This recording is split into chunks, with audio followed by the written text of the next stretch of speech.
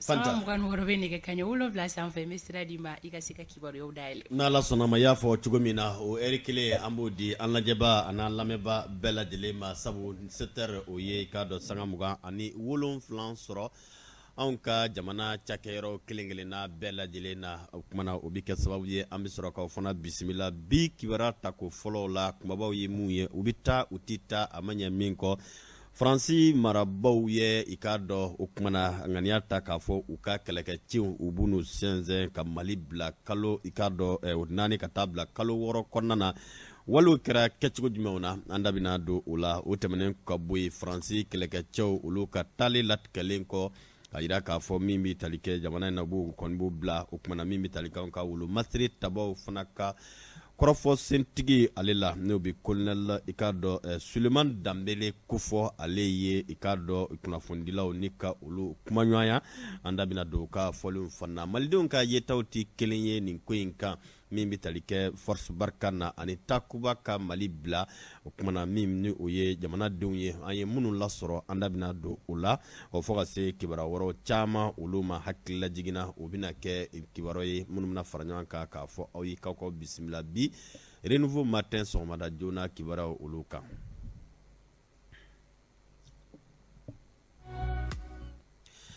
I n'a fɔ an ye a yira u la cogo min na Faransi ani a jɛɲɔgɔnw kɔni ye jɛnna n'a ye k'a fɔ olu kumana ko waati bɛɛ cogo min na bi olu tɛna se ka to Mali kɔnɔna na sango i n'a fɔ ni u nakun kun ye ko ka min ni o ye jadiwale kɛbaw i n'a fɔ jatigɛwale kɛbaw k'olu kɛlɛ o kununko sɔgɔmada joona yɛrɛ fɛ n'a bɛnna i k'a dɔn alamisa ma février kalo tile 17 san 2022 min ni o ye ɲɔgɔn ye ba kɔni ni o kun bɛ Faransikaw fɛ yen nɔ min na Faransi a n'a jɛɲɔgɔn jamanaw caman ka maa ɲɛmaaw kun bɛ kɛnɛ o kan o y'a yira k'a fɔ olu kɔni bɛ na i k'a dɔn bɔ Mali la nka u n'a ta bɛɛ lajɛlen n'ali n'u bɔra Mali la u tɛna saheli jamanaw ni ka olu bila a bɛ taa kɛlɛkɛcɛ maa 2,500 fo ka taa bila kɛlɛkɛcɛ maa 3,000 bɔɲɔgɔnko la minnu ye Faransi kɛlɛkɛcɛw ye u kɔnɔna u kumana u sɛnsɛn ni ka saheli jamana i k'a dɔn a jamana wɛrɛ ni ka taa u ka dagaw olu sigi yen nɔ nin wale in kɔni kibaruyaw ni kunnafoniyaw mɛnnen kɔ hakilila jiginna ka kan an ka tariku kɛ ni ka se nin ko in yɛrɛ kan e ma fifa mɛn nunawo ale ye an hakili lawuli ni a kibaruya dɔw ye an ka jɛ ni ka ɲamada o kunnafoniyaw fɛ.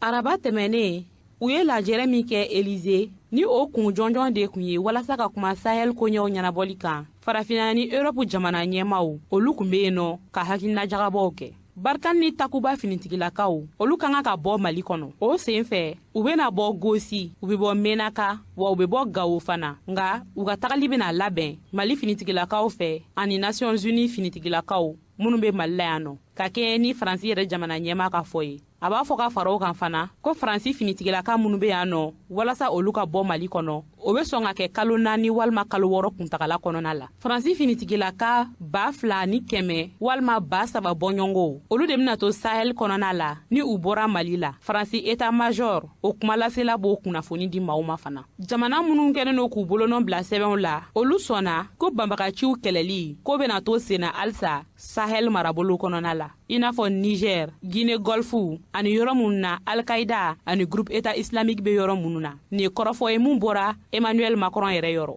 u ka bataki sɛbɛn kɔnɔ fana u b'a yira k'a fɔ ko banbagaci bɛ yɔrɔ o yɔrɔ la k'u bɛn'u ka cɛdenw bila ka taa o yɔrɔ ninnu na walasa ka dugudenw bɛɛ lajɛlen lakana i n'a fɔ ko Golfe de Guinée, Afrique de l'Ouest a n'a ɲɔgɔnna caman o dugu minnu jɛlen don ni u ka nali ye farajɛla finitigilaka minnu bɛ takuba kɔnɔna la olu bɛna tila Niger finitigilakaw ka yɔrɔ la o yɔrɔ minnu na u ni Mali bɛ jɛ dancɛ kelen na Emmanuel Macron ka fɔ la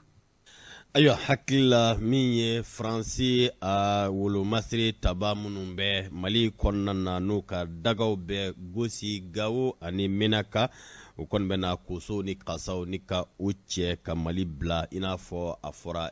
cogo min na ka bɛn ni o kunnafoniya kelen i k'a dɔn o juru la an bɛ aw ladɔnniya k'a fɔ Mali fana wolomasiri tabaw kɛrɛnkɛrɛnna cakɛda min ni o ɲɛsinen don kibaruya ni kunnafoniya o dili o ma ni a ma ɲɛmaa ye colonel Suleman Danbele ye o waati min na kibaruya kɔni jɛya k'a fɔ ko min ye Faransi ye olu kɔni bɛna ka minɛnw ni ka o cɛ ka saheli n k'a fɔ ka Mali mali kɔni jamana k'o bila anw ka i k'a dɔn maa minnu ni u ɲɛsinen don cakɛda min ɲɛsinen don mali yɛrɛ finitigilakaw olu ka i k'a dɔn kibaruyaw laseli ma olu fana ye kunnafoniya ni ka o cari ka yira k'a fɔ bi don ye don min ni k'a dɔn k'a fɔ kibaruyaw ni kunnafoniya jɛlenw olu kɔni kɔfɛ min ni u bɛ tali kɛ malidenw ka se ka wele k'u tɛgɛ di ɲɔgɔn ma walasa ɲɔgɔn dɛmɛ ni k'a dɔn jamanadenya bɛ se ka sinsin cogo min na kolonɛli Sulemani Danbele ale ye o kɔrɔfɔ ni ka o lase anw ka kunnafoni ɲinina Bakari M Sidibe a n'a ka jatala Lasinɛ Tarawele olu tun bɛ nin kɛnɛ kan u ye kibaruya minnu fara ɲɔgɔn kan an ka ɲɛmaadaw ka kunnafoniyaw fɛ. Ni kunnafoni di kɛnɛ in kan ɲininkali tɛnkunɛ kolonɛli Sulemani Danbele la n'ale ye finitigilakaw ka kuma lasela ye ka kɛɲɛ ni barikani talen fo ka taa se takuba ma a ye jigisigi kuma caman fɔ ka ɲɛsin fasodenw ma ani k'a ɲini u fɛ u k'u ka dɛmɛ ta ka ɲɛsin finitigilakaw ma walasa u ka lakana bɛ se ka nɔgɔya u bolo a kɛlen kɔfɛ ka laseli ninnu kɛ a y'i da don jamana ɲɛmaaw ka baara kɛlen dɔw la minnu kɛra sababu ye u sera ka se caman sɔrɔ banbanciw kan. Ni kalo damadama in na peut-être san kelen san fila autorités ye mun kɛ bi u ka faamaw ye peut-être que a bɛ san 30 bɔ a ma deli ka kɛ san 30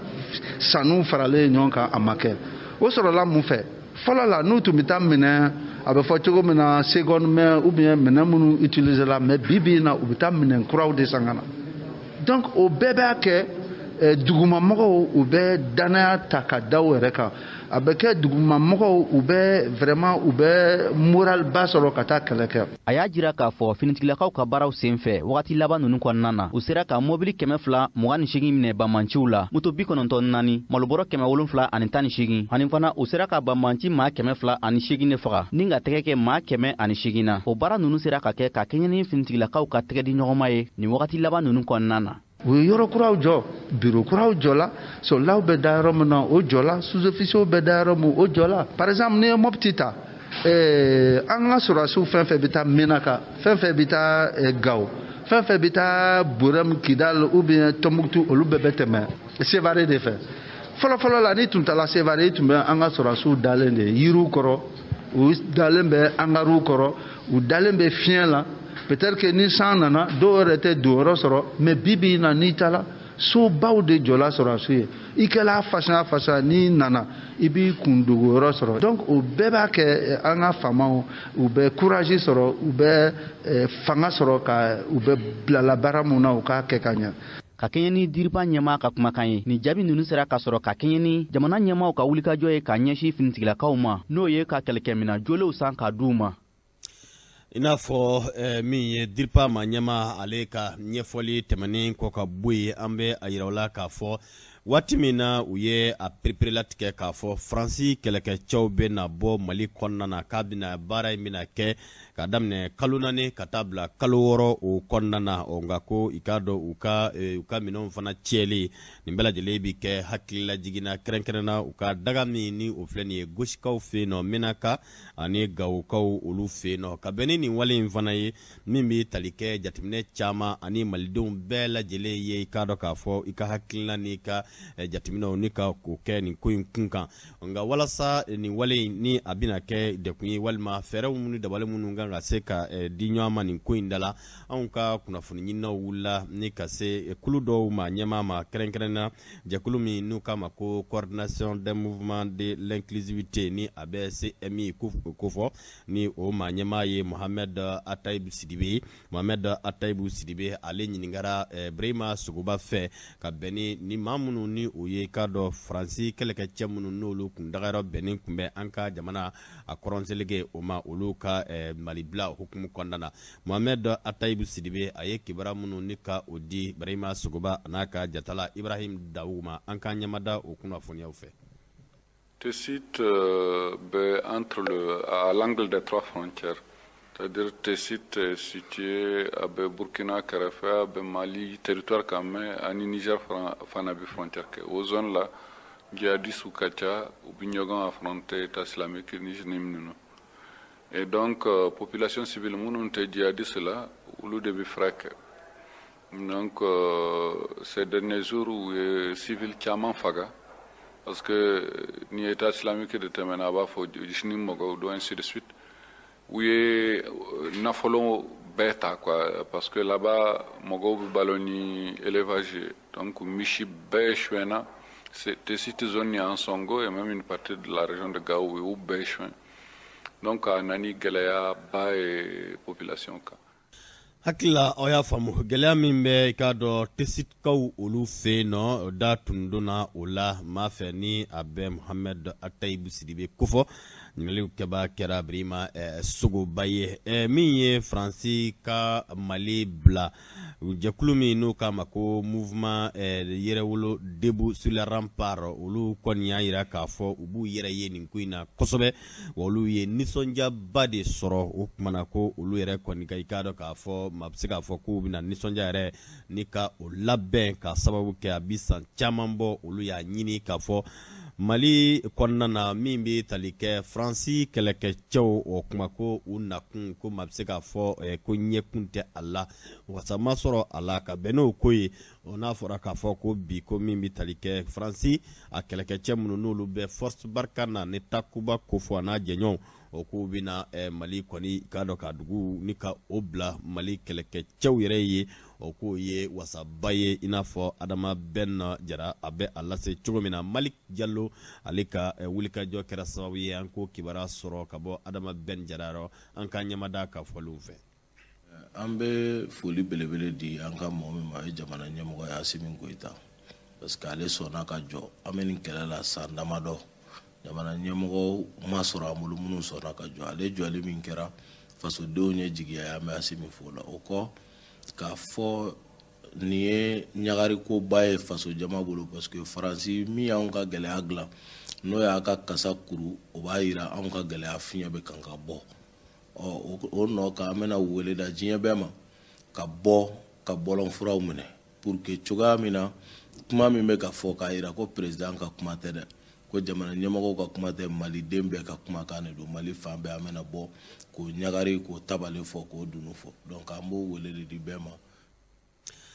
gɛlɛyaw bɛ ɲɔgɔn nɔfɛ politiko kunkanko kibaruya la an bɛ aw ladɔnniya k'a fɔ kulu min farala ɲɔgɔn kan n'o k'a ma ko cadre d'échange des partis et regroupement politique olu kɔni kulu kɔnɔ mɔgɔw bɛ ka yɔlɔyɔlɔ jɛkulu bɛ ka yɔlɔyɔlɔ ne ka u sen bɔ a la fɛrɛtɔ min n'o kama ko parti yɛlɛma olu kɔni ko u tɛ u yɛrɛ ye min ni o ye cadre d'échange des partis politiques maa minnu ni olu jɛra k'a fɔ kalo tile 25 mars kalo nata ye o tile 25 k'a fɔ min bi tali kɛ maraba minnu bɛ an kunna ko olu tɛna se ka o lakodɔn maa minnu n'u bi tali kɛ k'a dɔn cadre des partis politiques mɔgɔw u kɛra u ka kibaraba dɔ ye min ni parti yɛlɛma ko olu tɛ u yɛrɛ ye nin wale kɔnɔna na u t'u yɛrɛ ye nin kunnafoniya kɔnɔ o kuma a ma ɲɛ min kɔ parti yɛlɛma kɔni ye a ka koso ni kasaw ni k'olu fara ɲɔgɔn kan k'a fɔ olu laban na u sen bɔ nin ko in sen na sabu o to u yɛrɛ ye o la baw ka sababu kɛ dɔwɛrɛ ye min bɛ tali kɛ jɛmu fanga min ni olu ka laɲini ye u ye ni u y'u jɔse yɛrɛ ye o kuma ko ti taa ni wale ye wale minnu n'olu bɛ bangari kɔni kofɔ ka ɲɛsin i k'a dɔn marakɛbaw olu ma k'a fɔ kalo tile 25 n'a mars kalo kofɔ o k'olu tɛna marakɛbaw k'olu lakodɔn parti yɛlɛma ka kɔrɔfɔsentigi ni o ye Amidu Dumbiya ye ale ye nin ɲɛfɔliw kɛ Maliki Jalo ale ka wulikajɔ kɛra sababu an ka ɲɛmada fɛ kibaruya min ye o kibaruya bɛ tali kɛ k'a fɔ an tɛ ɲɛmaw reconnus à partir du 25 an y'a fɔ n k'anw sen t'o de la parce que anw bolo an bɛ wagati min na fɛn fɛn bɛ se ka na ni fitinɛ ye an k'o dabila jamana kɔnɔ fɛn fɛn bɛ se ka na ni k'a fɔ furuku ye je pense que o man ɲi o tɛ yɛlɛma taasira ye yɛlɛma tɔndenw tɛ yɛlɛma bila ka taa o sira kan donc anw bolo an bɛ wagati min na bi an ka se k'a ɲini ka bɛn an k'a essayer an ka kumaw ni ɲɔgɔn cɛ an k'a essayer ka ɲɔgɔn faamu pour que nin wagati in kɔnɔ maliyɛn bɛɛ k'i bolo di ɲɔgɔn ma an bɛ gɛlɛya min kɔnɔ an ka se ka bɔ o gɛlɛya kɔnɔ donc n'an ko an bɛ taa ni confrontation ye o man ɲi jamana kɔnɔ a bɛna ni fitinɛ ye fitinɛ dun man ɲi Mali ma sisan donc an bɔra k'o de fɔ ani k'a fɔ a tacogo kɛra cogo min na o ma kɛ an fɛla ye wa sira in tɛ yɛlɛma kanubagaw ni yɛlɛma tɔndenw ka sira ye tɔn dun ye a tɔndenw de a n'a kanubagaw n'olu ko tɔn ka taa sira min fɛ tɔn bɛ t'o sira fɛ tɔn ɲɛmaaw bɛ tɔn bila ka t'o sira de fɛ donc nin sira in tiɲɛ yɛrɛ yɛrɛ la an tɛ se ka t'o kan parce que parti in dɔnna ni a ka tilennenya ye parti in dɔnna ni ka baara kɛ baara min bɛ na ni bɛn ka mɔgɔw kala fɛn fɛn bɛ na ni division an kɔni bɛ se k'a fɔ k'an ma sɔn nin ma ani karisa ye nin kɛ a ma bɛn ni min kɛra n'o ka ɲi an b'o fɔ mais sira dɔw bɛ sira la an ma deli k'o taama ma dala n'an bɛ na taa o sira ninnu kan.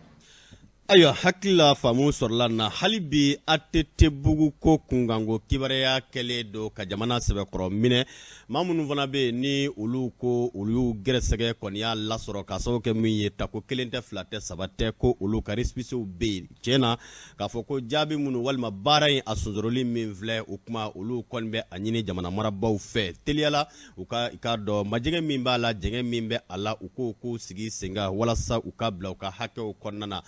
ma ɲɛ min kɔ k'a fɔ coalition min ni o yɛrɛ faran bɛ ɲɔgɔn kan walasa k'u ka hakɛw ni ka i k'a dɔn o kɔni ɲini olu fana bɛ na ɲɔgɔn ye ba kɛ ko sini i k'a dɔn min ni o bɛ kɛ jogo ani maaya yɛrɛ la kɛrɛnkɛrɛnnenya na o kumana nɛgɛ ɲɛ 15 waati u ka laɲini tɛ dɔwɛrɛ ye jamana marabaa minnu n'olu bɛ bi o kuma a bɛ san 1 san 3 san 7 fɔ ka se k'a dɔn san caman na olu bɛ ka nin logement sociaux ninnu ɲini n'a ma ɲɛ k'a fɔ olu ka jaabi jɛlen don olu kɔni namara tɛ u ta la o kuma olu na fara ɲɔgɔn kan k'a ɲini jamana marabaaw fɛ gɛlɛya minnu bɛ yen teliyala u k'o bɔ a la walasa u k'u bolongɛn ɲɛsin olu ka sow ma ko u bɛ na fara ɲɔgɔn kan ba kɛ jogo ani maaya la Bamakɔ Badalabugu sini i k'a dɔn sema yɔrɔ la o kuma ko u ka wulikajɔ tɛna dɔwɛrɛ la o ye k'a ɲini jamana marabaaw fɛ u ka nin ko in ni k'a kɛ ko sena teliman ye u ka na kɛ sababu ye ni ka taa dɛkun wɛrɛ ta ka ɲɛsin olu ma minnu ni u ye i k'a dɔn nin yɔrɔ ninnu sɔrɔ ni u ka hakɛ olu ye Fanta Tomota nɛgɛ ɲɛ 7 n'a bɛ 7 ko fɔ o ye sanga 30 ani nka fɔ sanga 43 sɔrɔ Bamakɔ bɔlɔnfurancɛw olu la. Idrissa Sidibe Janjo Masa an b'i fo donc kibaru ta ko fɔlɔ o tun ye nin ye nka ka yira kanumɔgɔw la k'a fɔ kunnafoni tɔ caman de bɛ kɔfɛ ka na nka an bɛ taga ni a ye dɔɔni dɔɔni faamuyali ko ɲuman bɛɛ lajɛlen ko sɔrɔ donc kibaru ta ko fɔlɔ la nin sanga kɔnɔna la an bɛ taga Sori Ibrahim Diallo fulakɛ ale fan fɛ yalima bi juma sɔgɔma ko Sori bɛ Bamako sira fan jumɛnw de la a mana kɛ yɔrɔ min na a ka jateminɛw bolila mun kan ka daminɛ nɛgɛ kanɲɛ 5 kana bila nin sanga kɔnɔna na Sori ye mun jateminɛ siraba kanaw la sirabaw yɛrɛ bɛ lahalaya jumɛn kɔnɔna na an ka nɛgɛ kɛrɛfɛtigi o ye Asi Danbele ye Asi a lajɛ ni Sori ka labɛnw sabatira